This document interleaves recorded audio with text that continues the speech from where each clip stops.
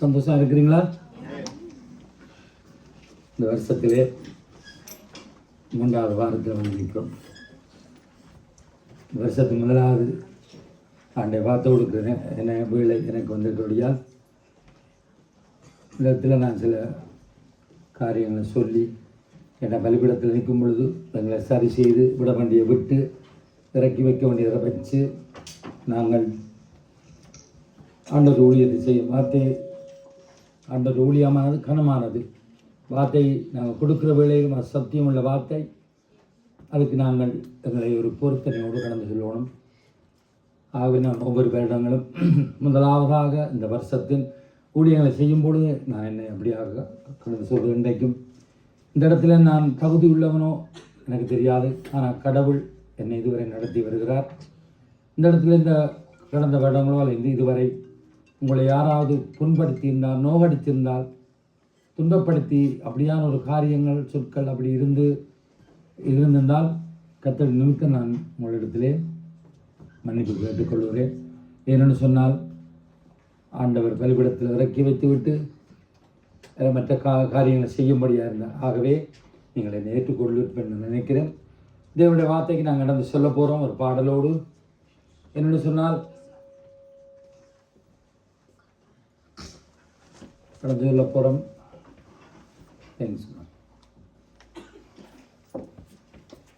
ஆரம்ப ஜெபத்திலிருந்து இந்த 2 பிள்ளைகள் வாலிபள்ளிகள் பாடலாளர் நடத்தினார்கள்.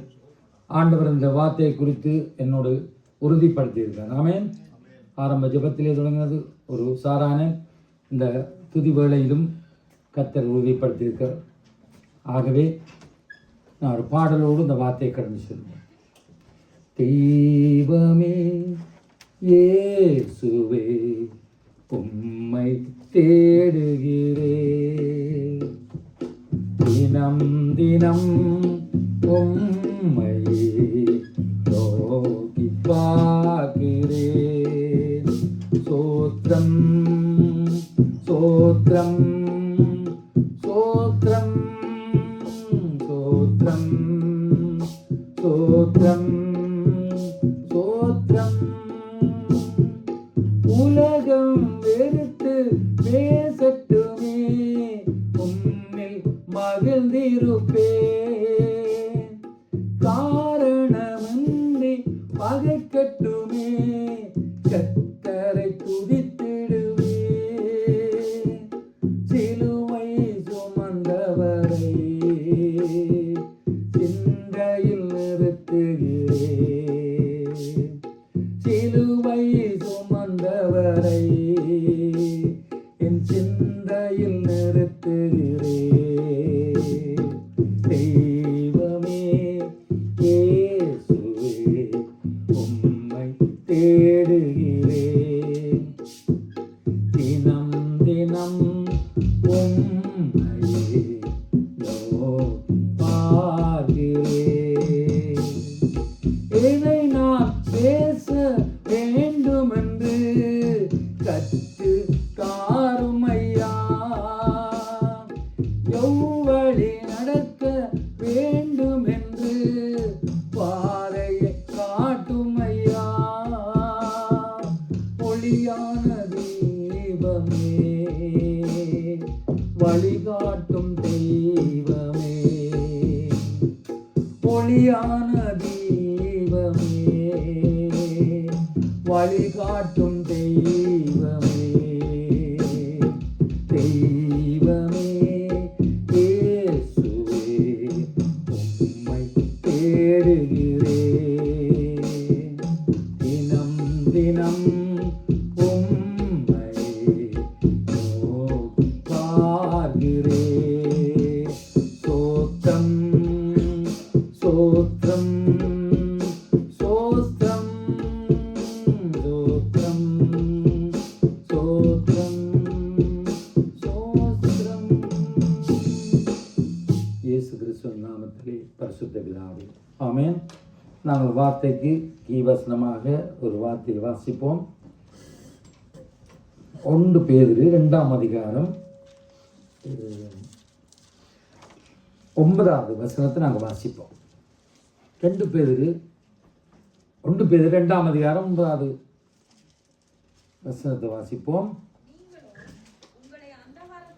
தம்முடைய ஆச்சரியமான ஒளியினிடத்திற்கு வரவழைத்தவருடைய புண்ணியங்களை அறிவிக்கும்படிக்கு தெரிந்து கொள்ளப்பட்ட சந்ததியாயும் ராஜரிக ஆசாரிய கூட்டமாயும் பரிசுத்த ஜாதியாயும் அவருக்கு சொந்தமான ஜனமாயும் இருக்கிறீர்கள். அல்லேலூயா. நீங்களோ, அவர் நாங்கள், அங்க பேதுரு எழுதுகிறார் ஆவியானவர் மூலமாக, நீங்களோ அந்தகாரத்திலிருந்து தம்முடைய ஆச்சரியமான ஒளியினத்துக்கு வரவழைத்துடைய புண்ணியங்களை அறிவிக்கும்படி தெரிந்து கொள்ளப்பட்ட சந்ததியாயும் ராஜரிகமான ஆசாரிய கூட்டமாயும் பரிசுத்த ஜாதியாயும் அவருக்கு சொந்தமான ஜனமாயும் இருக்கிறீர்கள். அல்லேலூயா. நாங்கள் யாராம்?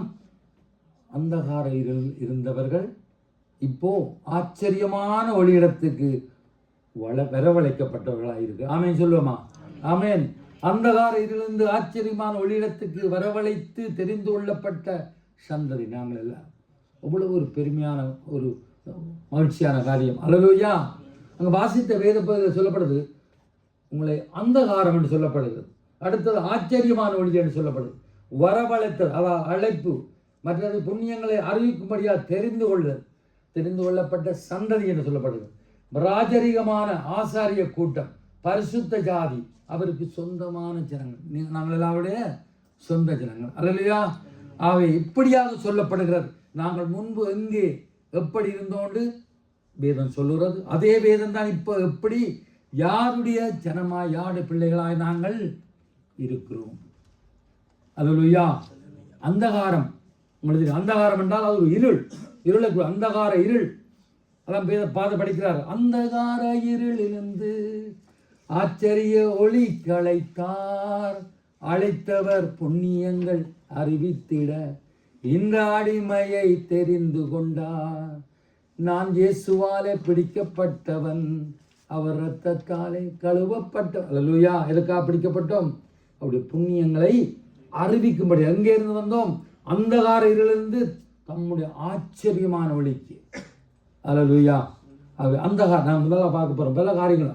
அந்தகாரம் என்ற அதாவது ஒரு இருள் என்று சொல்லி அந்தகாரத்தில் இந்த வானமண்டலத்தில் இருக்க பொல்லாத ஆவிகளும் அந்தகார லோகாதிபதியும் பிள்ளைகளாக நாங்கள் இருந்தோம். ஒரு காலத்தில் இருந்தோம். பிசாசினால் பிடிக்கப்பட்டு இருள் சூழ்ந்த ஜனமாய் நாங்கள் இருந்தோம். இருளின் ராஜ்யத்துக்கு இருந்தோம். இப்பொழுது ஆண்டவர் எங்களை தம்முடைய ஒளியின் ராஜ்யத்துக்கு வரவழைத்திருக்கிறார். அல்லேலூயா. சொல்லுவோமா? அசுத்த ஆவியங்களை கட்டப்பட்டு பிடிக்கப்பட்டிருந்தது. அந்த இருளின் ராஜ்யத்தில் நாங்கள் இருக்கும் பொழுது எங்களால் வெளியே வர முடியல. எங்களுக்கே தெரியாது நாங்கள் எங்கே இருக்கிறோம் என்று. ஒரு காலத்தில் அல்லேலூயா இருந்தோம். எவ்வளவோ சத்தியங்கள் எங்களுக்கு வந்தது போனது இஷ்டம் போல இருந்தோம். எங்களை இருளுக்கு அப்படியே கட்டி வைத்திருந்தது. இருளின் அடிமைகளாக கட்டி வந்தபடியால் அந்த இடத்திலிருந்து எங்களால் வெளியில் வர முடியா இருந்தது. ஆனால் அந்த ராட்சியத்திலிருந்து நம்முடைய ஆச்சரியமான ஒளிக்கு கர்த்தர்களை விடுவித்தார். அல்லேலூயா. இப்போ நாங்கள் ஒளியின் ராட்சியத்தின் பிள்ளைகளாக இருக்கிறோம். ஆதியாமம் வாசிக்க தேவையில்லை, போடுங்க. ஆதியாமம் 1ஆம் அதிகாரம் 1 என்ன சொல்லப்படுது என்று சொன்னால், ஆதியாமம் 1ஆம் அதிகாரம், கர்த்தர் வானத்தையும் பூமியையும் படைத்தார். முதல் அவசரம், தேவன் வானத்தையும் பூமியையும் படைத்தார். பூமியானது ஒழுங்கின்மையாக இருந்ததாம். அல்லேலூயா. பூமியானது ஒழுங்கின்மையாக இருந்தது. ஆழத்தின் மேல் இருள் இருந்தது. போடுங்க 2வது வசனத்தை. வானத்தையும் படைத்தார். பூமியானது ஒழுங்கின்மையும் வெறுமையுமாய் இருந்தது. ஆழத்தின் மேல் இருள் இருந்த தேவாவியான ஜனத்தின் மேல் அசைவாடி கொண்டிருந்தார். அடுத்த வசனம், தேவன் வெளிச்சம் உண்டாக்கடவு என்று சொன்னார். வெளிச்சம் உண்டாயிற்று. அதை அவர் நல்லது என்று கண்டார். வெளிச்சத்தை இருளையும் தேவன் வெவ்வேறாக பிரித்தார். இருளுக்கு இரவென்றும் வெளிச்சத்துக்கு பகலென்றும் அங்கே உண்டாது. அதுதான் இந்த நடைமுறையில் வருகிறது. நான் பேச போகிற காரியம் அந்த இருள் இல்லை. இது வானத்தையும் பூமியும் படைக்கும் போது அங்கே ஆழத்துமே இருந்தது என்று சொல்லப்படுது. தேவன் வெளிச்சம் உண்டான்னு சொல்லி வந்த ஆளை இருளுக்கு இரவென்றும் வெளிச்சத்துக்கு பகல் என்று சொன்னார். ஆனால் அந்த இருள் வேறு, மனுஷனுடைய அந்தகார இருள் வேறு. அல்லேலூயா.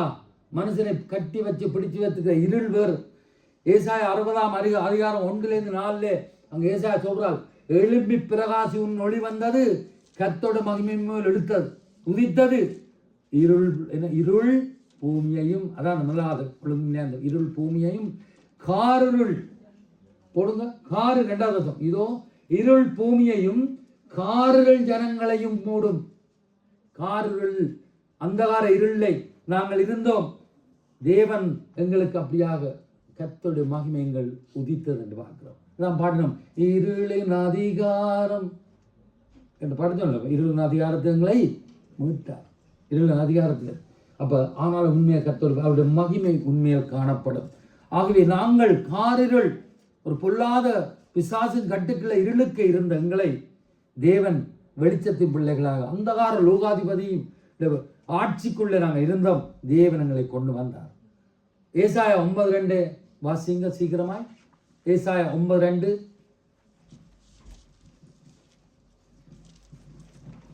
இருளில் நடக்கிற ஜனங்கள் பெரிய வெளிச்சத்தை கண்டார்கள். மரண இருளின் தேசத்தில் குடியிருக்கிறவர்களின் மேல் வெளிச்சம் பிரகாசித்தது. ஆமென் சொல்லுவோமா?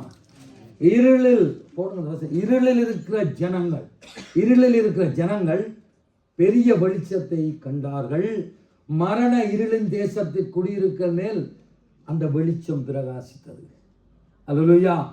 நாங்கள் இருளிலே இருந்தோம், எங்களுக்கே தெரியாது, எங்கள் இருள் சூடி இருந்தது. ஆனாலும் அந்த வெளிச்சத்தை யாரை பார்த்தோம்? கடவுள், அந்த இயேசு கிறிஸ்து வெளிச்சத்தை கண்டார்கள்.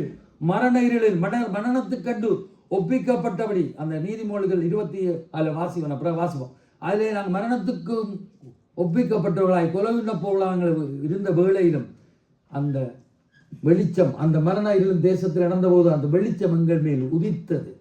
நாங்கள் வெளிச்சத்தை பற்றி பிறகு பார்க்க போகிறோம். இப்போ சொல்கிறது இருளை பற்றி பார்க்குறோம்.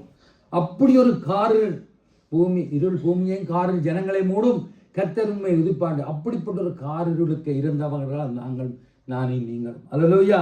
அப்படிப்பட்ட அந்தகாரம் என்றால் ஒரு வார்த்தை வாசிப்போம். மத்தேயு 27:45-46 உங்களுக்கு தெரியும். ஆண்டவராய் இயேசு சிலுவையில் அடிக்கப்பட்டு எல்லா அபானத்தையும் சிந்தி அங்கே ஆணிகளாலே 3 ஆணிகளால் கடவப்பட்டு எல்லாம் நடந்து ஜீவனை விட போகிறார். மத்தேயு 27:45-46. அந்த வேளையிலும் தன் ஆவியை கடவுளிடத்தில் ஒப்படைக்கப்படுறார். பிதாவே சொல்றார் 27:45-46. அங்கே 6ஆம் மணி முதல் நேரம் முதல் 9ஆம் மணி நேரம் வரைக்கும் பூமி எங்கும் அந்தகாரம் உண்டாச்சு.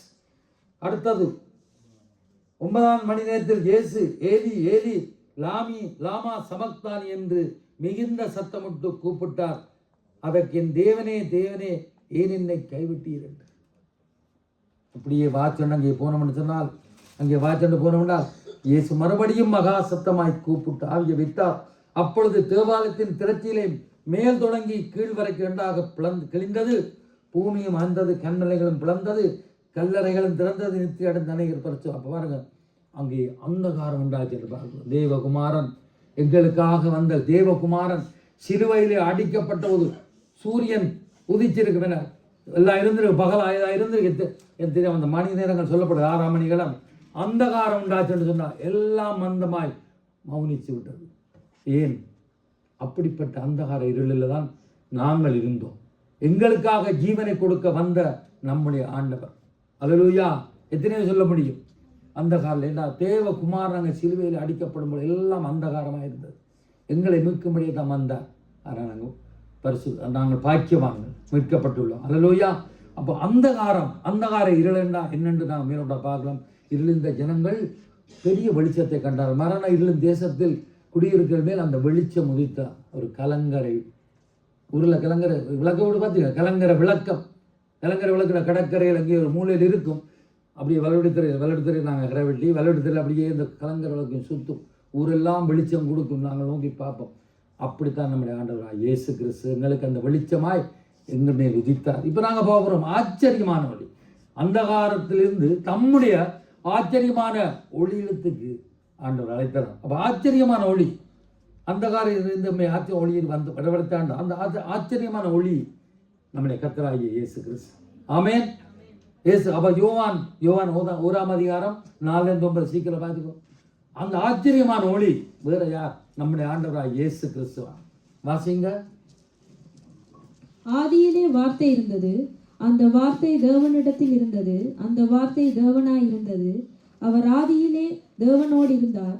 சகலமும் அவர் மூலமாய் உண்டாயிற்று. உண்டானதொன்றும் அவராலே அல்லாமல் உண்டாகவில்லை.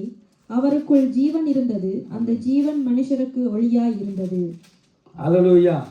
அடுத்தது, எந்த மனுஷனையும், அந்த வசனம் இருக்குல்ல, அந்த ஒளி இருளிலே பிரகாசிக்கிறது, இருளானது அதை பற்றி கொள்ளவில்லை. தேவனால் அனுப்பப்பட்ட ஒரு மனுஷன் இருந்தான், அவன் பேர் யோவான். அல்லேலூயா. அவன் தன்னால் எல்லாரும் விசுவாசிக்கும்படி அந்த ஒளியை குறித்து சாட்சியாக வந்தான். அவன் அந்த ஒளி அல்ல, அந்த ஒளியை குறித்து சாட்சி எடுக்க வந்தவனானான். அடுத்த வருஷம், உலகத்திலே எந்த மனுஷனையும் பிரகாசிப்பிக்கிற ஒளியே அந்த மெய்யான ஒளி. நீ வெள்ளையா இருக்கிறியா, கருப்பா இருக்கியா, கட்டினா இருக்கா, நெட்டினா இருக்க தெரியாது. எப்படிப்பட்ட பாவியா இருந்தாலும், கொலகாரன் எப்படிப்பட்ட பாவியா இருந்தால், நீ நாசியா இருந்தாலும், எந்த மனுஷனையும் பிரகாசிப்பிக்கிற மெய்யான ஒளி நம்முடைய ஆண்டவராக இயேசு கிறிஸ்து. ஆமென். அப்படித்தான் எங்களை மீட்டார்.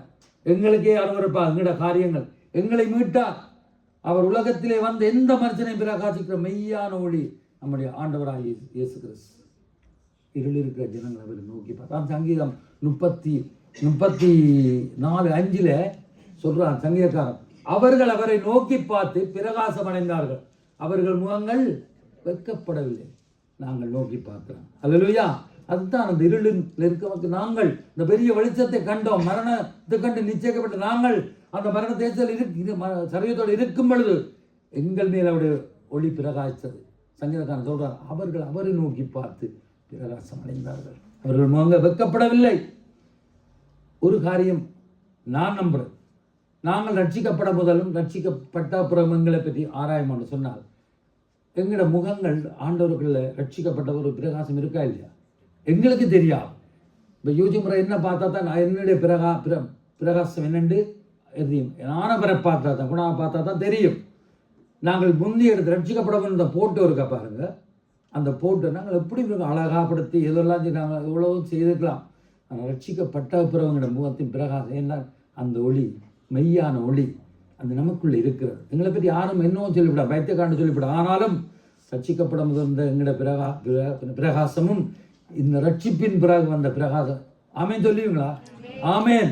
அப்படி எங்களோட முகங்கள் எல்லாம் பிரகாசம். எங்கே போய் பார்த்தாலும் எவ்வளவுதான் நாங்கள் எப்படிப்பட்ட ஆக்களாக இருந்தாலும் போய் கதைக்கும் பொழுது பாருங்கள், எத்தனை ஊழியக்காரரை நாங்கள் கதைக்கும் பொழுது அவங்களோட வார்த்தைகள், அவங்களோட முகங்களை பார்த்து கொண்டு பிறகு அப்படியே அபிஷேகம் பண்ணப்பட்ட பிரகாசமான அவர்களாக இருக்கிறார். உங்களுக்கு தெரியும், மோசே வாசிக்கத்தை யாத்ரா 34:29 பார்த்தா, மோசே அந்த கற்பனை பிறகு 10 கட்டளை 10 பிறகு அங்கே சீனா மேலே போய் 40 நாள் இருந்து கர்த்தரோடு பேசிக்கொண்டு இறங்கி வந்த பொழுது அவனுக்கே தெரியாது அவனுடைய முகம் பிரகாசமாக இருந்தது.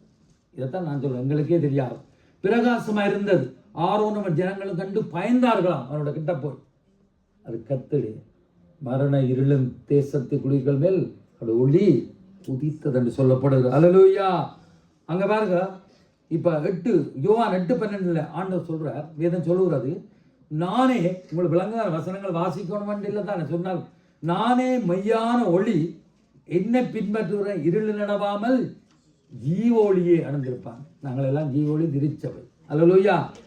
நானே மெய்யான ஒளி, என்னை பின்பற்றுகிற இருள் நடவாமல் ஜீவ ஒளியை அடைந்திருப்பான். இது எந்த கடத்துல சொல்றான்னு சொன்னா, பாருங்க 8ஆம் அதிகாரம் 2ஆம் வசனம் வாசிக்கத்தில் சம்பவம் மேலே சொல்லப்படுகிறது. விபச்சாரத்தில் பிடிபட்ட, நான் அதை பற்றி வேணுக்கல சொல்றேன், பிடிபட்ட ஒரு பெண்மணியை ஆண்டவரங்க ஆலயத்தில் வந்தபோது கொண்டு வந்தாங்க. கல்லெறிஞ்சு கொள்ளணும், பாவம் செய்துக்காண்டு. ஆண்டவர் சொன்னா பாவம் செய்யாத முதலாவது கல் எறியன்னு சொல்ல எல்லாரும் வெண்டலிப்பட ஆண்டவர் தினத்தில் கறி கொண்டிருக்கிறார். எல்லாரும் போயிட்டாங்க. அவர் ஸ்திரியை பார்த்து கேட்குறார், ஸ்திரி எங்கே உன்னை குற்றப்படுத்தினவர்கள் கல்லறியோன்னு சொன்னவர்கள் எல்லாம் போயிட்டாங்க. ஆண்டவர் சொன்னார், நான் உன்னை நியாயம் தீர்க்கவில்லை, ஆனால் பாவம் இனி நீ பாவம் செய்யா போன்னு சொல்லி போட்டான். இந்த வசனத்தை சொல்றார். எந்த வசனம்?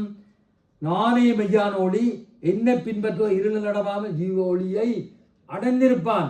அந்த விபச்சாரம் செய்த சௌகரிக்குள்ள இருள் இருந்தது, அவளை குற்றப்படுத்த வந்த அந்த பாவிகள் எல்லாம் அவர்களுக்குள்ள இருந்தது. அப்படித்தான் நாங்களும் இருந்தோம். ஆனால் அந்த ஸ்திரி ஆண்டவர் மீட்டு உங்களுக்கு தெரியும், அது அப்புறம் என்ன பரிமள தைலத்தை பூசி ஆண்டவரே தொழுது கொள்றவளாக இருந்தான். அல்லேலூயா.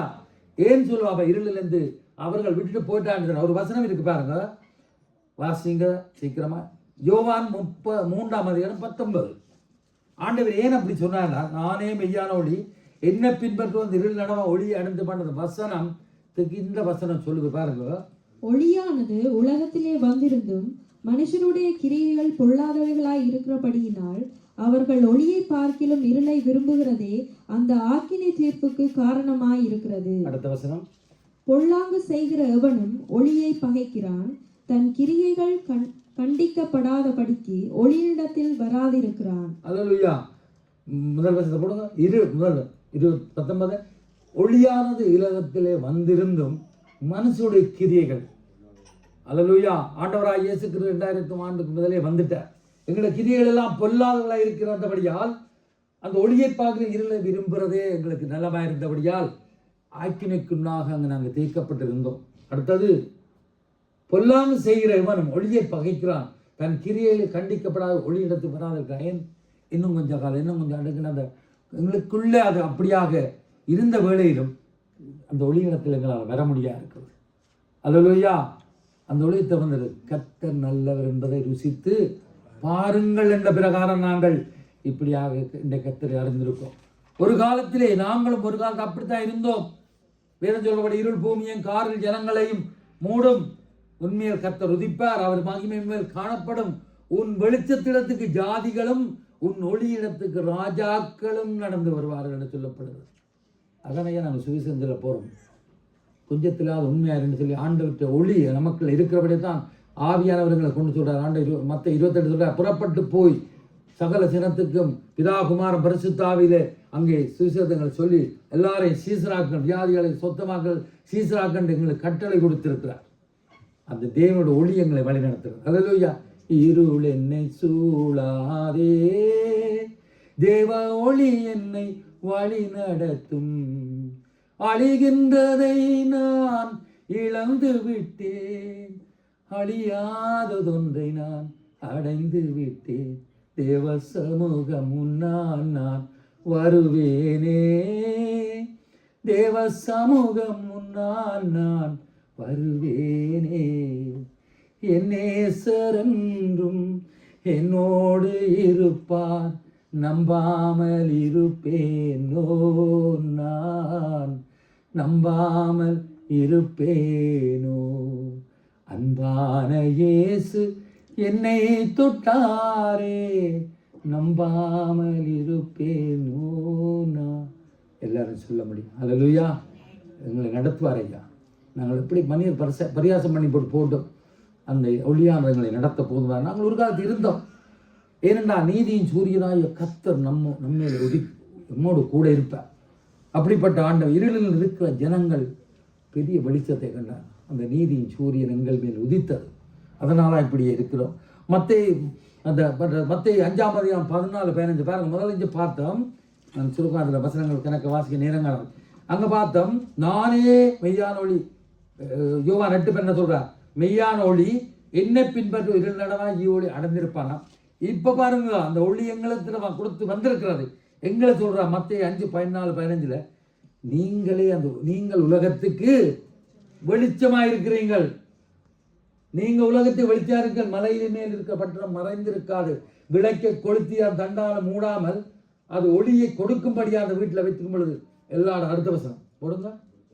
விளக்கு கொளுத்தி மரக்கால மூடி வைக்காமல் விளக்கின் தண்ணின் மேல் வைப்பா, அப்பொழுது அது வீட்டில் யாவருக்கும் வெளிச்சம் கொடுக்குமா.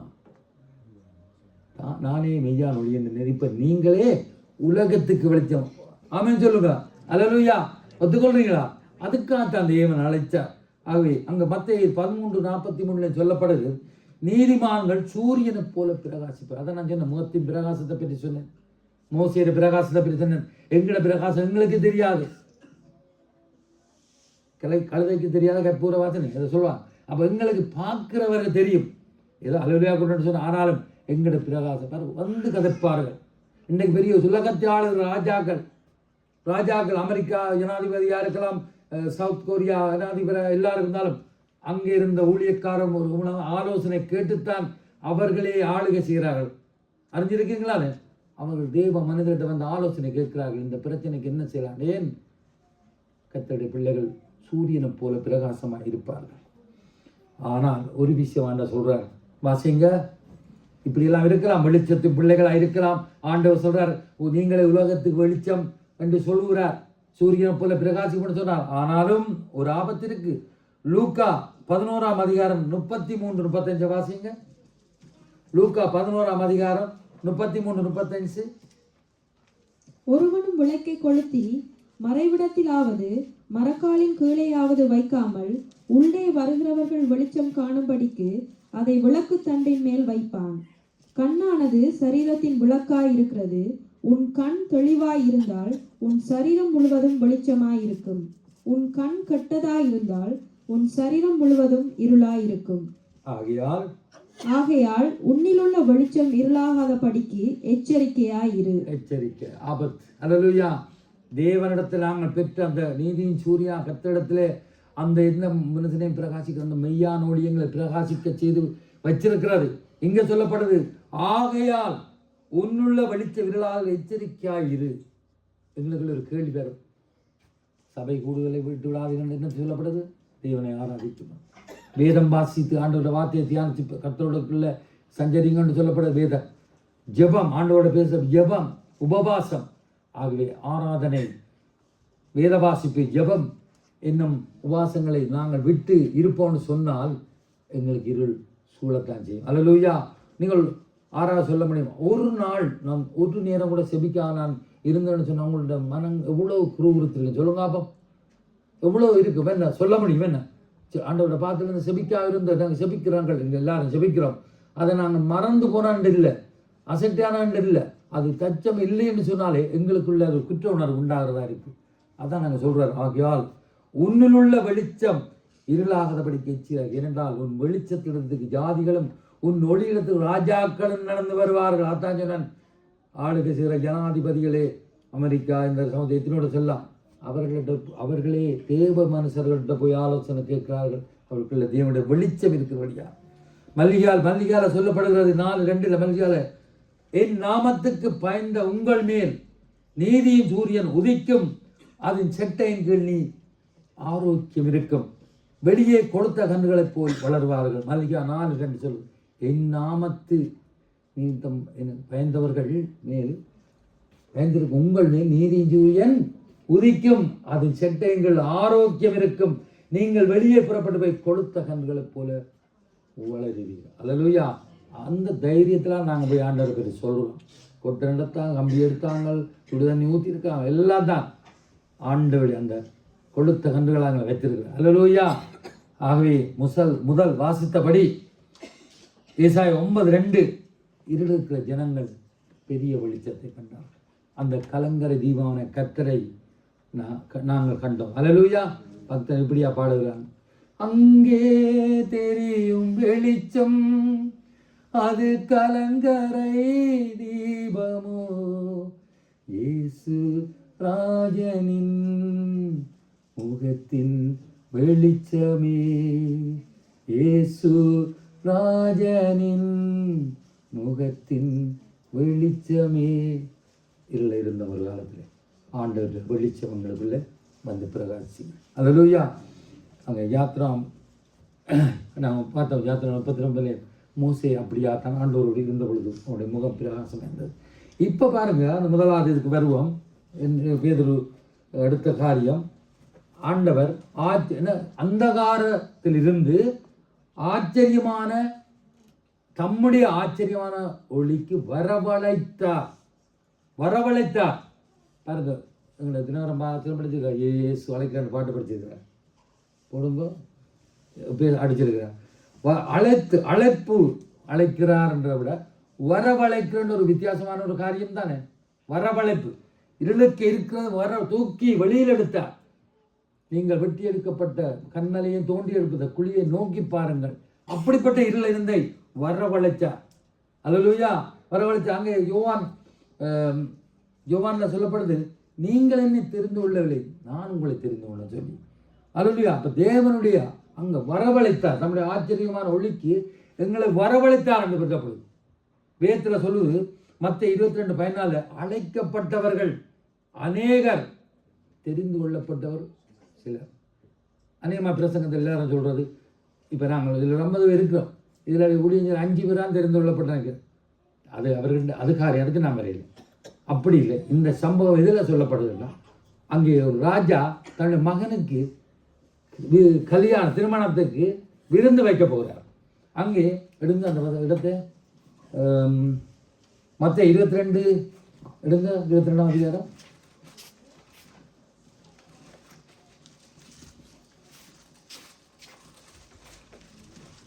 மற்ற 22ஆம் அதிகாரத்தில் பாருங்க அழைக்கப்பட்டு அதில் சொல்லும்போது அதை நான் சுருக்கம் கொண்டு வரேன். வாசிக்கத்தை வாய்க்கால் போடும். அதிலேயே பரலோராஜன் தன் குமாருக்கு கல்யாணம் ஒரு ராஜாவுக்கு ஒப்பாக இருக்கிறான். என்ன மாதிரின்னு சொன்னால் பாருங்க, அழைக்கப்பட்டவளை கல்யாணத்து வரும்படி அவன் தன் ஊழியக்காரரை அனுப்பினான். அவர்களோ வர மனதில்லாது இருந்தார்கள். நாங்களும் இருந்த மாதிரி ஒரு காலத்தில் இருந்தோம். அப்பொழுது அவன் வேறு ஊழியக்காரரை அனுப்பி, நீங்கள் போய் இதோ என் விருந்து ஆய்ந்த பண்ணினேன், என் எதிர்கள் கொடுத்த ஜந்துக்கள் அடிக்கப்பட்டது, எல்லாம் ஆயத்தமாக இருக்க, கல்யாணத்துக்கு வாருங்கள் என்று அழைக்கப்பட்டவர்களுக்கு சொல்லுங்கள் என்று அனுப்பினான். அழைக்கப்பட்டவர்களோ அதை அசட்டை பண்ணி ஒருவன் தன் வயலுக்கும் ஒருவன் தன் வியாபாரத்துக்கும் போய்விட்டான். மற்றவன் அவர் ஊழியக்காரனை பிடித்து அவமானப்படுத்தி கொலை செய்து விட்டார்கள் என்று சொல்லப்படுகிறது. அப்படியே அதுக்கு பிறகு ராஜா கேள்விப்பட்டு கோபமடைந்து தன் சேனைகளை அனுப்பி அந்த கொலைகாரை அழித்து, உபமையாகத்தான் சொல்கிறார், அவர்களை பட்டணத்தை சுட்டெடுத்தார். அப்போது தன் ஊழியக்காரரை நோக்கி, கல்யாண விருந்து ஆய்த்தவர்கள் அழைக்கப்பட்டவர்கள் அபாத்திரமாக போய்விட்டார். அழைக்கப்பட்டவர்களுக்கு பாத்திரமாக இருக்கிறவர்கள் அபாத்திரமாக போய்விட்டார். சாட்டுப்போக்கு சொல்லி எல்லாருக்கும் அழைப்பு வந்தது. அவர்கள் சாட்டுப்போக்கு செய்யும் வயலுக்கு மாடு கண்டு சொல்லி அந்த அழைக்கப்பட்டவர்கள் அழைப்பதற்கு பாத்திரராக இருக்கிறவர்கள் அபாத்திரமாய் போய்விட்டார். அதுக்கு பிறகு திருப்பி அனுப்பி ஊழியக்காரர்கள் சந்தியில் ஒந்தியில் இருக்கிற எல்லாரையும் கூட்டிக்கண்டு வான்னு சொல்லும் பொழுது அங்கே எல்லாரும் வந்தார்கள். கல்யாணம் விட அவர் நினைத்ததுக்கு மேலால் ஜனங்களால் நிறைந்திருந்தது. ராஜா சுற்றி பார்த்த பொழுது ஒருவன் இருந்தான். அங்கே 12ஆம் வசனம், சிநேகிதனே, நீ கல்யாண வஸ்திரம் இல்லாதவனாய் இங்கே எப்படி வந்தாய் என்று கேட்டான். அதற்கு அவன் பேசாமல் இருந்தான். அப்பொழுது ராஜா பணிவிடக்காரை நோக்கி, இவனை கையும் காலையும் கட்டிக்கொண்டு அழுகையும் பெற்கொள்ள புறம்பான எல்லை போடுங்கள் என்றார். அந்தப்படி அழைக்கப்பட்டுள்ள அநேகர், தெரிந்து கொள்ளப்பட்டவரோ சிலர். விளங்குதான் நான் சொல்கிறது. நாங்கள் எல்லாம் அழைக்கப்பட்டிருக்கோம், ஊழியங்களும் செய்கிறோம். இந்த இடத்துல 50 பேர் இருக்கிறோம். கல்யாண வஸ்திரம்ன்றது ரட்சிப்பு. முடிவு பாருங்க நிலை போனே ரட்சிக்கப்பட்ட நான் இல்லை பிரசங்கம் பண்ணலாம், நல்ல சோக்க நிற்கலாம். கர்த்தர் விரும்புகிற கர்த்தர் என்னுடைய ரட்சிப்பு பூர்ணப்பட்டு கொண்டு அவர் உள்ளந்திரியங்களை அறிந்தவர். அதுதான் அந்த கல்யாணத்தில் இருக்கிற சொன்னார். எல்லாரும் வருவார்கள். இயேசு அங்கே மலப்பிரசம் செய்தவர்கள் அவருக்கு பின்னால் சினஞ்சிரமாக கூட்டம் கொண்டா போனார்கள். அவர்கள் இந்த நன்மையை பெற்றுக்கொள்ள முடியாது. அங்கே அற்புதங்களை பெறும்படியாகவும் சாப்பாட்டை பெறும்படியாக. அப்போ தான் இந்த இசைச்சில் அழைக்க எத்தனை பேர் ஆண்டை அழைத்தார்.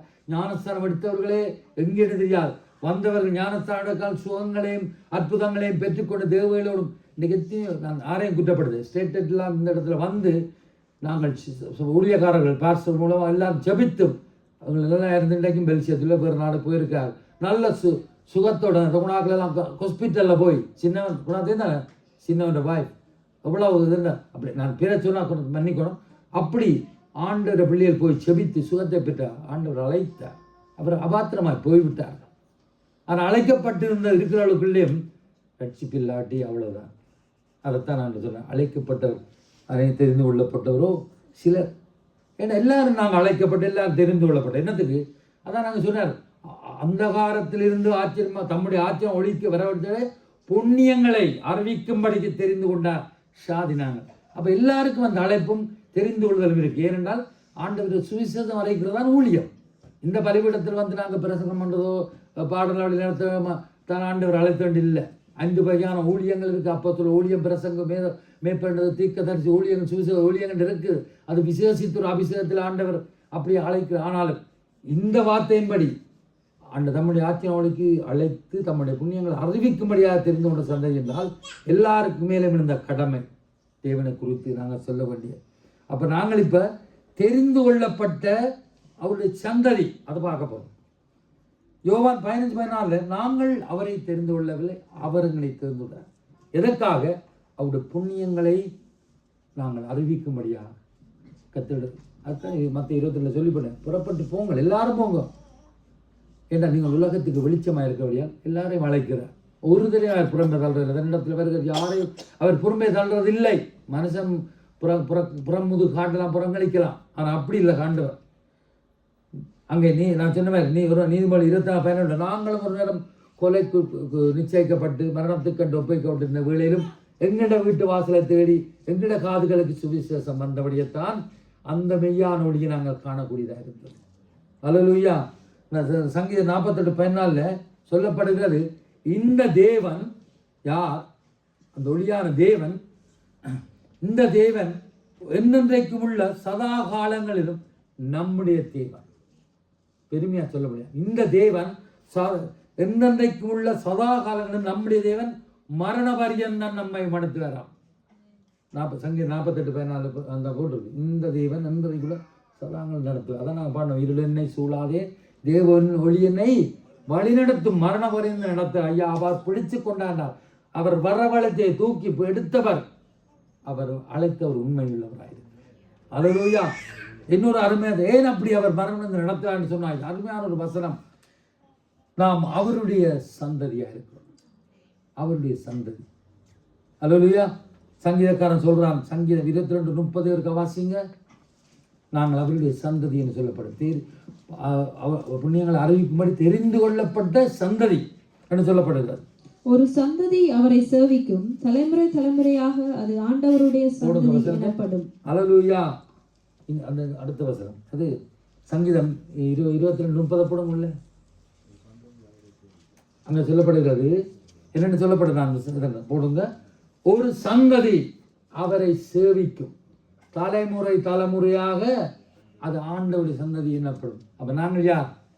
தெரிந்து கொள்ளப்பட்ட சந்ததி என்றால் நாங்கள் ஆனவர்கள். அல்லேலூயா. இந்த ஈவோலி திருச்சபை அந்த அவரை சேவிக்கும், அது தலைமுறை தலைமுறையாக ஆண்டவருடைய சந்ததி என்னப்படும். இன்றைய வாரிய பிள்ளைகள் ஆராதனை நடத்தினார்கள். நாங்கள் அப்பாவா இருந்தோம், பாட்ட தாத்தாவா இருந்தோம், இனி பூட்டு நாம் போறப்போம். எங்களோட இந்த ஈவோலி திருச்சபை முடிஞ்சு போக போறதில்லை. அல்லேலூயா. சந்தை நாங்கள் ஆண்டவர்கிட்ட வருகை தாமதமா என்று சொன்னால் ஆண்டவர்கிட்ட நாங்கள் போய் ஆண்டவர் எடுத்து அதாவது நாங்கள் மரித்து போகிறோம் ஆண்டவர்கிட்ட மரித்து போயிருந்தாலும் சந்ததி அதை சேவித்துக் கொண்டே இருக்கும்.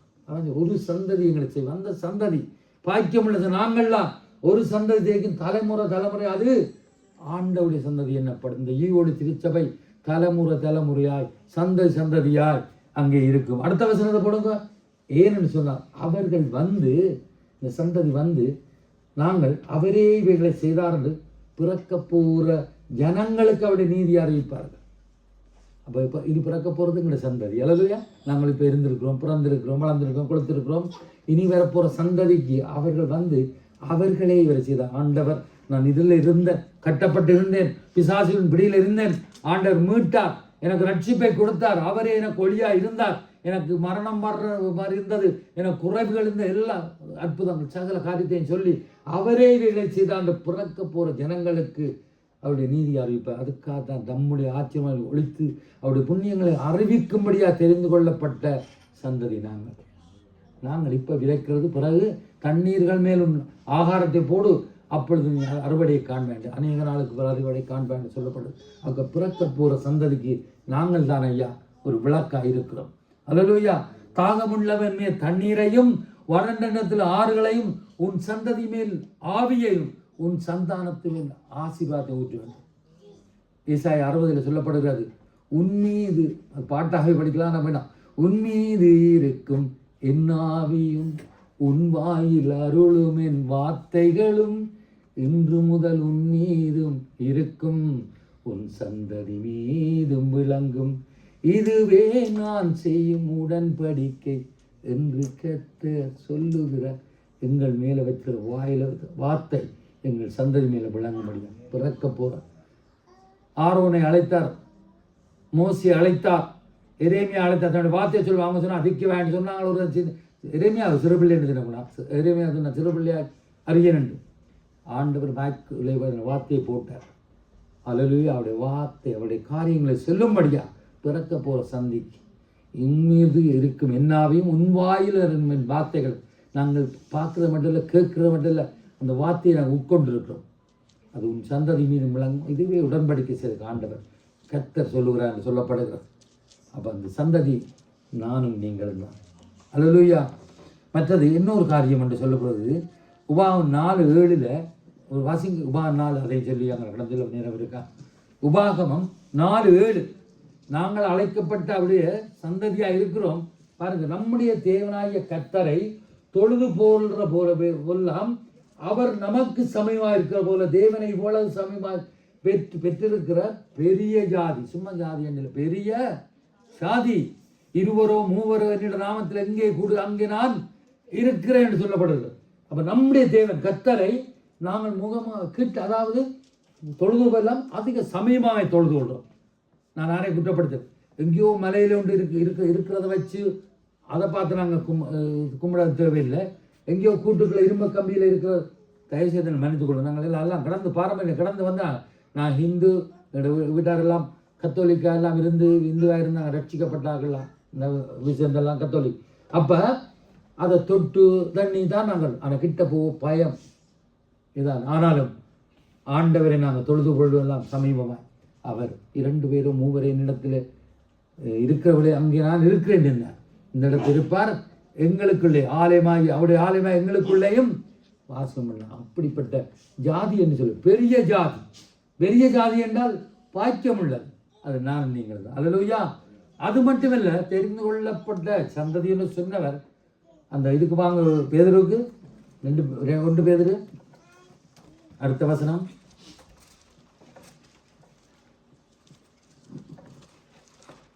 ராஜரீகமான நீங்களோ இந்த தமிழை ஆச்சரியமான வழியை பார்த்தோம், வரவழைத்த அழைப்பு பார்த்தோம், புண்ணியங்கள் அழைப்பிட தெரிந்துபட சந்ததி என்று பார்த்தோம். ராஜரீகமான ஆசாரிய கூட்டம். அல்லேலூயா சொல்லலாம். ராஜரீகம் என்றால் ஆளுகை செய்கிறவர்கள், செங்கோல் எடுத்துக்கொண்டு ஆளுகை செய்கிறவர்கள். நாங்கள் ராஜ குமாரர்கள் என்று சொல்லப்படும் ராஜாக்களும் லேவி கிராமங்களை தெரிந்து கொண்டார். ராஜரீகம் என்றால் ஆளுகை செய்கிறவர்கள். ஆசாரிகள் என்றால் தேவனுடைய பணிவிடைக்காரர்கள், ராஜரீகமான பணிவிடைக்காரர்கள். நாம் ராஜாவோட பிள்ளைகள், குமாரர் குமாரத்திகளாக இருக்கிறோம். அல்லேலூயா. நாங்கள் அப்பா விதாவே என்று தொழுது கொள்கிறோம் தானே. அப்போ எங்களுடைய அப்பா ராஜாவண்டா நாங்களார் ராஜகுமாரர்கள். அல்லேலூயா. அப்பாவேன்னு சொல்கிறோம். அவர் பூமி இனத்துக்கு ராஜாவாக இருக்கிற நம்முடைய கர்த்தர். அப்போ அவர் அப்பா, அவர் ராஜாவாக இருந்தால் நாங்கள் ராஜகுமார்த்திகள். நான் ரட்சிக்கப்பட்ட காலங்களில் அங்கே ஞானத்தை அந்த பேச சொல்லுவார், நீங்களெல்லாம் ராஜகுமாரர்கள். சும்மா ஏதோ அப்படிலாம் ஏதோ கஷ்டத்தையுமே வருவோம், காஞ்சி போய் கேம்பில் எல்லாம் இருந்து வந்தோன்னு போய் இந்த ரட்சிக்கப்பட்டோன்னு சும்மா சொல்லுவார், கம்பீரமாக இருக்கணும். என்னடாப்பா ஒரு விவசாயி, சாதாரண கூலித்தொழிலாளி விவசாயி. இன்றைக்கு நான் கோட் சூட்டோடு இருக்கேன்னு சொன்னால் நான் அங்கே ஜமீன் பரம்பரை இல்லை, ஆனால் என்னுடைய கர்த்தர் அது மாம்சத்துக்குரிய பூமிக்குரிய எங்களுடைய அப்பா. இது எங்களை சர்வத்தை பூமி இனத்துக்கும் ராஜா விட நம்முடைய கர்த்தர் ராஜாதி ராஜா. அல்லேலூயா. அதனால் நாங்கள் கம்பீரமாய் ராஜகுமாரர்கள் மாதிரி எங்களை வைத்திருக்கிறார். அதுதான் ரகசியமாக இருக்கிறது. பூமி இனத்துக்கும் ராஜாவாய் இருக்கிற நம்முடைய கர்த்தராகிய ஆண்டவர். அவர் எப்படிப்பட்ட ராஜான்னு பார்ப்போமா? பூமி இனத்துக்கு ராஜான்னு சொல்லப்பட வேதம் அவரை குறித்து நாங்கள் ராஜகுமார்னு சொல்கிற அந்த ராஜனுடைய அப்பா எப்படிப்பட்ட ராஜாவாம்? வாசிங்க கொண்ட சங்கீதம் 24:7-10 வரை. சங்கீதம் 24:7-10. வாசல்களே உங்கள் தலைகளை உயர்த்துங்கள், அநாதி கதவுகளே உயருங்கள், மகிமையின் ராஜா உட்பிரவேசிப்பார். யார் இந்த மகிமையின் ராஜா? அவர் வல்லமையும் பராக்கிரமமுள்ள கர்த்தர், அவர் யுத்தத்தில் பராக்கிரமமுள்ள கர்த்தராமே. வாசல்களே உங்கள் தலைகளை உயர்த்துங்கள், அநாதி கதவுகளே உயருங்கள், மகிமையின் ராஜா உட்பிரவேசிப்பார். யார் இந்த மகிமையின் ராஜா? அவர் சேனைகளின் கர்த்தரானவர், அவரே மகிமையின் ராஜா. அல்லேலூயா. யார் மகிமையின் ராஜா? நம்முடைய ஆண்டவர், நம்முடைய அப்பா மகிமையின் ராஜா. யார் இந்த மகிமையின் ராஜா? அவர் வல்லமையும் பராக்கிரமம் உள்ள கர்த்தர். வல்லமை எல்சடாய், சர்வ வல்லவர், வல்லமை உள்ளவர், பராக்கிரந்தவர், யுத்தத்தில் பராக்குள்ள கர்த்தராமே. அங்கே கிதியோனை பார்த்து சொல்றார், அவன் ஒரு பயந்தாங்கொள்ளி. கிதியோனே பராக்கிரமசாலின்னு சொல்றார். எங்களையும் பார்த்து அப்படித்தான் சொல்றார். அல்லேலூயா. தேவனுடைய ராஜாட பிள்ளையா எங்களை நாங்களும் பயந்தவளா இருக்கலாம், அவசுவாசப்பட்டவளா இருக்கலாம், அல்லது கொஞ்சம் உண்டான சோர்ந்து போறவளா இருக்கலாம், போராட்டம் நிலையில். ஆனால் அவர் சொல்றார் பராக்கிரமசாலியே. அப்போ யார் இந்த மகிமையின் ராஜா? அவர் வல்லமையும் பராக்குள்ள கர்த்தர், அவர் யுத்தத்தில் பராக்குள்ள கர்த்தராமே. அடுத்து சொல்லப்படுது, யார் இந்த மகிமையின் ராஜா? அவர் சேனைகளின் கர்த்தரான அவரே மகிமையின் ராஜாவா இருக்கிறார். யுத்தத்தில் வல்லவர் எங்கள் கர்த்தர், மகிமையாக வெற்றி சிறந்தான்னு பாடுவோம். அப்போ நம்முடைய ராஜா, நம்முடைய அப்பா ராஜா. அவர் ராஜரீகமான ஆசாரிய கூட்டம். அதான் ராஜாக்களும் லேவியராயங்களை தெரிந்து கொண்டாங்க. நாங்கள் இன்றைக்கு அதைத்தான் ஆண்டவருடைய காரியம். லேவியன்றது பணிவிடை. தேவனுடைய வார்த்தைகளை சொல்லுகிறோம், தேவனுடைய புறப்பட்டு போய் வார்த்தைகளை சொல்லுகிறோம், அவருக்கண்டு காரியங்களை செய்கிறோம். அப்போ அவரை தொழுது கொள்ளுபவரெல்லாம் அவரை சமயமாய் பார்க்குற பெரிய சாதினாங்க. ஆசாரிய ராஜரீக ஆசாரிய கூட்டம் என்று சொல்லப்படுது. நாம் எல்லாம் இன்னும் அவர் இன்னும் அதை பற்றி சொல்லுற பரிசுத்த ஜாதி என்று சொல்லப்படுது. அவருடைய சொந்த பரிசுத்தமான அவருடைய சொந்த ஜனங்கள். பரிசுத்தம் இல்லாமல் ஒருவரும் தேவனை தரிசிக்க முடியாது. அங்கே யோசுவா சொல்லுகிறார், கர்த்தர் நாளைக்கு அற்புதம் செய்வார், உங்களுக்கு யுத்தம் பண்ண, இன்றைக்கு நீங்கள் பரிசுத்தமாக இருக்கின்றது. நாங்கள் இப்போ ராத்திரி டிஸ்கோவில் இருந்து அங்கே குடிச்சு படித்தால் ஒரு கதை சொல்கிறேன்.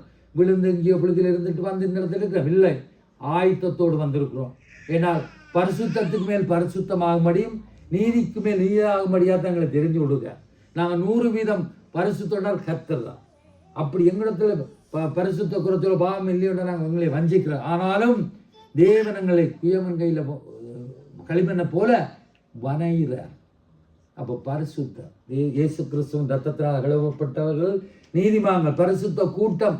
ஆகவே பரிசுத்த அவருடைய சனமாயிருக்கிறார். ஏசாயா 40:20 இந்த ஜனத்தை எனக்கென்று ஏற்படுத்தினேன், இவர்களின் துதியை சொல்லி வருவார்கள். அதுக்கு போடுங்க ஏசாயா, சீக்கிரமாய் ஏசாயா 43:29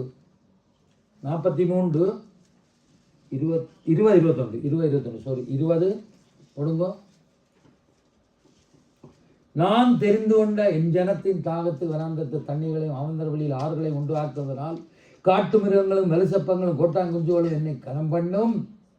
இந்த ஜனத்தை எனக்கு ஏற்படுத்தி இவர்களின் துதியை சொல்லி வருவார்கள். நாங்கள் ஆசாரியர்களாக ஆண்டவர் அந்த ஊரில் பூசாரின்றது இங்கே ஆசாரியர் என்றனா துதியை அவருக்கு ஆண்டவருக்கு இதை செய்கிறார். அல்லேலூயா. தப்பான கூட என்னோட அப்பா பேர் சிவலிங்கம், அம்மா பேர் லட்சுமி. நான் எல்லாம் நான் கடைப்பிடிச்சி வந்தாகலாம். இப்போ நான் யாக்கோபா ஆண்டவர்கள் இருக்கிறேன். அல்லேலூயா. ஆகவே இந்த ஜனத்தை எனக்கென்று ஏற்படுத்தி இவர்களின் துதியை சொல்லி வருவார்கள். அது மட்டும் இல்லை, பாருங்கோ அங்கே மேலே போங்க. 11:15 வாங்க. 11 சீக்கிரமாய் பாருங்க. நானே கர்த்தர், என்னை இல்லாமல் இரட்சகர் இல்லை. போடுங்க. நானே அறிவித்து ரட்சித்து விளங்கப்பட்ட உங்களில் இப்படி செய்த அந்நிய தேவன் இல்லை, நானே தேவன், நீங்கள் எனக்கு சாட்சிகளாய் என்று கர்த்தர் சொல்லுகிறார். 14 வரை, நான் உண்டாவதற்கு முன்னே நானே இருக்கிறேன், என் கைக்கு தப்பிக்கத்தவன் இல்லை, நான் செய்கிறதை தடுப்பவன் யார்? அடுத்தது, நான் உங்கள் அனர்களை எல்லாம் இடித்து விழவும் கல்வியர் படையிலிருந்து எல்லாரும் செய்யும்படியா பாவிலோன் அனுப்பினேன் என்று உங்கள் மீட்பர் தரத்துவராக கர்த்தர் சொல்லுகிறார். அடுத்த வார்த்தை கொடுங்க. நானே உங்கள் பரிசுராய் கர்த்தரும் இஸ்ரவேலின் சிறுசிறு உங்கள் ராஜா. அவர்களே 2 விஷயம் இருக்கு. நானே கர்த்தர், உருவாக்கின சிறுசிகர் உங்கள் ராஜாமா இருக்கு. அப்புறம் கர்த்தரோட பிள்ளைகள், அந்த ராஜாவோட பிள்ளைகள் நாங்களும் பரிசுத்தர்றாங்க. அல்லேலூயா. பரிசுத்த ஜனமாக தான் எங்களை வைத்திருக்கிறார். இல்லைன்னு சொல்றீங்களா? அல்லேலூயா. ஆகவே எசேக்கியேல் 36:28-20 சொல்றார், நீங்கள் என் ஜனங்கள், நான் உங்களுக்கு தேவனாய்ந்து உங்கள் அசுத்தங்களை எல்லாம் நீக்கி ரட்சிப்பேன். வாசிக்க தேவையில்லை. அங்கே எசேக்கியேல் 36:25 பார்ப்போம்னு சொன்னால், நான் உங்கள் நரலான உங்கள் அசுத்தங்கள் உங்கள் மேல் 25, நான் உங்கள் மேல் சுத்தமான ஜலத்தை தெளிப்பேன், நான் உங்களுடைய எல்லா அசுத்தங்களையும் நீக்கி உங்களுடைய நரலான கிழங்கு உங்களை சுத்தமாக நீங்கள் சுத்தமாக இருக்கீர்கள், உங்களுக்கு நவமான இருதயத்தை கொடுத்து உங்கள் உள்ளத்திலே புதிதான ஆவியை கட்டளையிட்டு கல்லான இருதயத்தை உங்கள் மாம்சத்தை எடுத்து போட்டு சதியான இருதயத்தை உங்களுக்கு கொடுப்பேன். உங்கள் உள்ளத்திலே ஆவியை வைத்து உங்களை என் கட்டளைகள் நடக்கவேன், நியாயங்களை கேட்கணும், அவங்களை செய்யவும் பண்ணுவேன். கல்லான இருதயமாக தான் நாங்கள் ஒரு காலத்து இருளில் இருந்தோம். வெள்ளிக்கிட்டு ஒழும்ப முடியாத அளவுக்கு இருந்த ஆண்டவர் வரவழைத்தார். வெட்டி எடுக்கப்பட்ட கண்மலை, தோண்டி எடுக்கப்பட்ட உள்ளான சேரை தோண்டி அங்கே சேரையில் அப்படி கொண்டு வந்த ஆண்டவராக இருக்கிறார். ஆகவே நாம் அந்தகார இருளில் இருந்த வேளையில் கர்த்தர் தம்முடைய ஆச்சரியமான ஒளிக்கு வரவழைத்து தெரிந்து கொண்டார். நாம் அவருடைய சந்ததியாய் இருக்கிறோம். அவர் எப்பொழுதும் சபையுமாய் தொழுது கொள்கிற ஜனமாய் இருக்கிறோம். நாங்கள் ராஜரிக ஆசிரிய கூட்டமாகவும் அவருடைய பரிசுத்த ஜனமாயும் இருக்கிறோம். பார்த்தபடி அவருடைய வெளிச்சம் நம்மை பிரகாசித்தது. நானே மெய்யான் என்று சொன்னவர் எங்களையும் பார்த்து சொல்லுகிறார், நீங்கள் உலகத்திற்கு வெளிச்சமாய் இருக்கிறீர்கள். கடைசியாக முக்கியமாய் ஆனாலும் ஆகையால் நம்மளுள்ள வெளிச்சம் உங்களுள்ள வெளிச்சம் இல்லாதபடி எச்சரிக்கையாயிருங்கன்னு சொன்னார். ஆகவே வெளிச்சம் பிள்ளைகளாக இருந்த இருளும் ராஜ்யத்து பிள்ளையாக இருந்த நாங்கள் வெளிச்சத்தின் பிள்ளைகளாக வந்திருக்கிறோம். எங்களை வெளிச்சம் இல்லாதபடிக்கு நாங்கள் எச்சரிக்கையாக இருப்போம், எழுந்திருப்போம். ஒரு பாடலை பாடும் பொழுது நீங்கள் உங்களை ஆராய்வோம். பாடல் வேளையிலும் உங்களை கணித்து செபித்துக் கொள்ளலாம். எழும்பினை பிரகாசி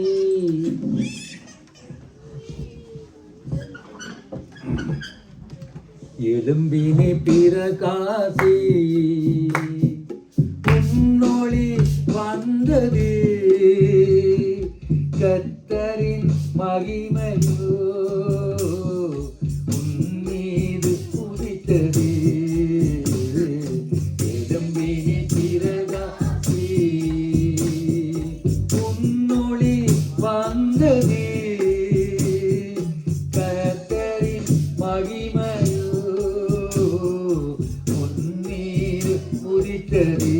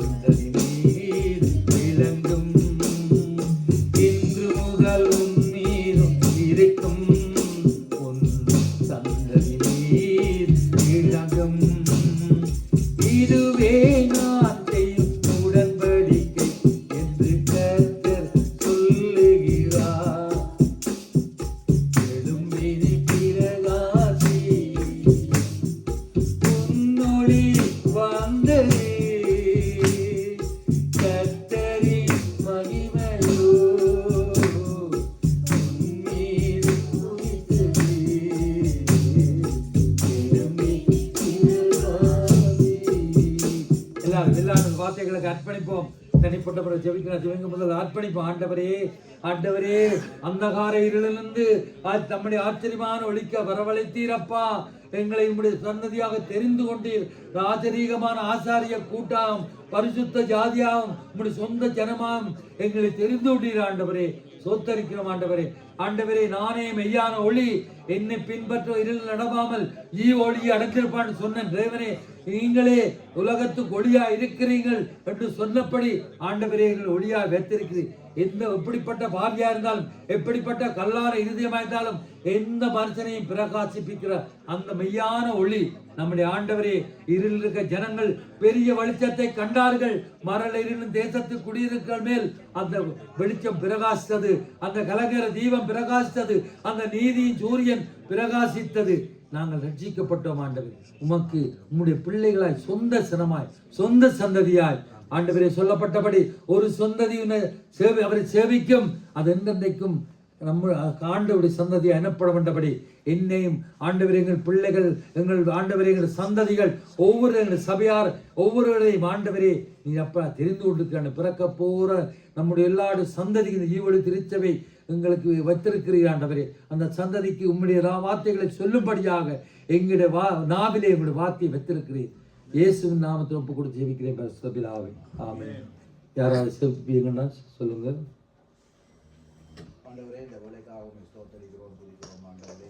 சர்வவல்லமையுள்ள ஆண்டவரே, நீங்க பேசுற தெய்வமா இருக்கிறபடியா இந்த நாள் இந்த என்னுடைய குடும்பத்தோடு சகோதரத்தோடு பேசினதுக்காக நன்றியோட ஸ்தோத்திரிக்கிறோம்.